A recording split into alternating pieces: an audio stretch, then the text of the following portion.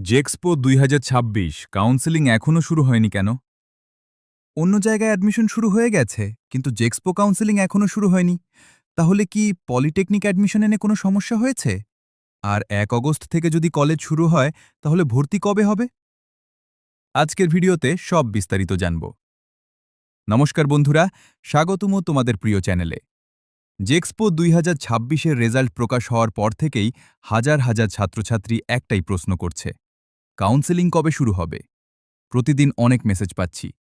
কেউ বলছে অ্যাডমিশন বন্ধ হয়ে গেছে, কেউ বলছে এবছর হয়তো দেরি হবে। তাই আজকে সমস্ত বিভ্রান্তির উত্তর দেওয়ার চেষ্টা করব। প্রথমেই একটা বিষয় পরিষ্কার করে দিই, জেক্সপো অ্যাডমিশন বাতিল হয়নি, বন্ধও হয়নি। বর্তমানে এখনও কাউন্সেলিংয়ের অফিসিয়াল শিডিউল প্রকাশ করা হয়নি, আর সেই কারণেই পুরো অ্যাডমিশন প্রসেস শুরু হতে দেরি হচ্ছে। অনেকেই বলছো, অন্য কোর্সের অ্যাডমিশন তো শুরু হয়ে গেছে, তাহলে পলিটেকনিকের এত দেরি কেন? আসলে পলিটেকনিক অ্যাডমিশন শুরু করার আগে ডিপার্টমেন্টকে অনেক অ্যাডমিনিস্ট্রেটিভ কাজ সম্পূর্ণ করতে হয়, যেমন কলেজ সিট মেট্রিক্স ফাইনাল করা, ব্রাঞ্চ ওয়াইজ সিট ডিস্ট্রিবিউশন প্রস্তুত করা, বিভিন্ন পলিটেকনিক কলেজের সিট আপডেট নেওয়া, কাউন্সেলিং পোর্টাল রেডি করা। এই সমস্ত কাজ শেষ হওয়ার পরেই অফিসিয়াল কাউন্সেলিং শিডিউল প্রকাশ করা হয়। তাই এখন পর্যন্ত দেরি হওয়ার মূল কারণ হল অ্যাডমিনিস্ট্রেটিভ প্রসেস। এখন প্রশ্ন হল, ১ অগস্ট থেকে যদি কলেজ শুরু হয়, তাহলে ভর্তি কবে হবে? বর্তমানে বিভিন্ন সূত্র এবং একাডেমিক ক্যালেন্ডার অনুযায়ী ১ অগস্ট থেকে নতুন একাডেমিক সেশন শুরু হওয়ার সম্ভাবনা রয়েছে। সেই ক্ষেত্রে কাউন্সেলিং শুরু হলেই খুব দ্রুত registration, choice filling, seat allotment এবং অ্যাডমিশন প্রসেস সম্পন্ন করা হতে পারে। তাই এখন থেকেই প্রস্তুত থাকা খুবই গুরুত্বপূর্ণ। এখন তোমাদের কি ডকুমেন্টস রেডি রাখা উচিত?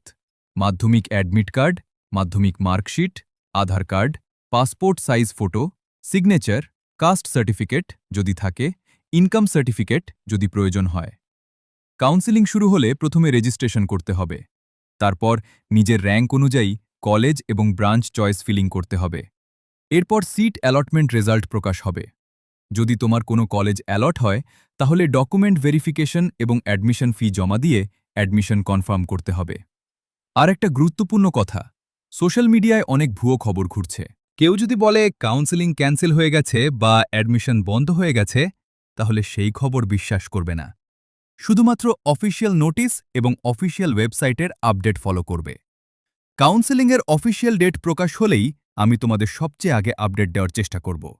তাই চ্যানেল সাবস্ক্রাইব করে বেল আইকন অন করে রাখো, যাতে কোনো গুরুত্বপূর্ণ আপডেট মিস না করো। ভিডিওটি ভালো লাগলে একটা লাইক করো, বন্ধুদের সঙ্গে শেয়ার করো এবং কমেন্ট করে জানাও তোমার ড্রিম পলিটেকনিক কলেজ কোনটি। ধন্যবাদ। দেখা হবে পরের ভিডিওতে।